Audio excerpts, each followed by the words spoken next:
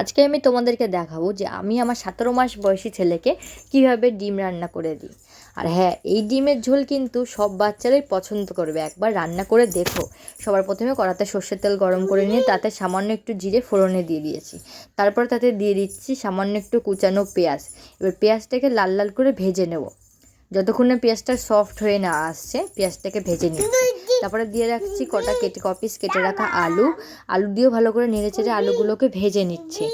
এবার যার বাচ্চা যেরকম খেতে পছন্দ করে, অনেক বাচ্চা যারা তেলে খেতে পারে না, তোমরা বাটারও ইউজ করতে পারো। তারপরে তাতে দিয়ে দিচ্ছি 2 টুকরো টমেটো কুচি। হ্যাঁ, টমেটোর দানা ছাড়িয়ে নিও, কারণ ডাক্তাররা বলে টমেটোর দানা ছাড়িয়ে দেওয়াই ভালো। তারপর তাতে একটু হলুদ দিয়ে দিচ্ছি আর সামান্য একটু লবণ দিয়ে দিচ্ছি। যেহেতু 17 মাস বয়স হয়ে গেছে, এখনও লবণ খেতে পারে, ডাক্তার দিতে বলেছে, তাই কারণে লবণ দিচ্ছি। যদি তোমার বাচ্চার বয়স কম হয়ে থাকে 1.5 বছরের, তাহলে তোমরা লবণটি স্কিপ করে যেও। তারপরে দিয়ে একটু নাড়িয়ে চাড়িয়ে নিয়ে দিয়ে দিচ্ছে সামান্য একটু জিরে বাটা। জিরের গুঁড়োর থেকে জিরে বাটাটাই উপকার বেশি, তো তোমরা চেষ্টা করো কাঁচা জিরেটাই শিলে বেটে দেওয়ার। তো আমি জিরেটা বেটে নিয়েছি, তারপরে জিরেটা দিয়ে ভালো করে ভেজে নিয়ে জল দিয়ে দিচ্ছি পরিমাণ মতো, যতটা আলুটা সেদ্ধ হতে লাগে। আর আমার ছেলে যেহেতু একটু ঝোলঝোলি খায়, আলু সেদ্ধ হওয়ার পরে আমি একটু ঝোল রাখবো তার জন্য।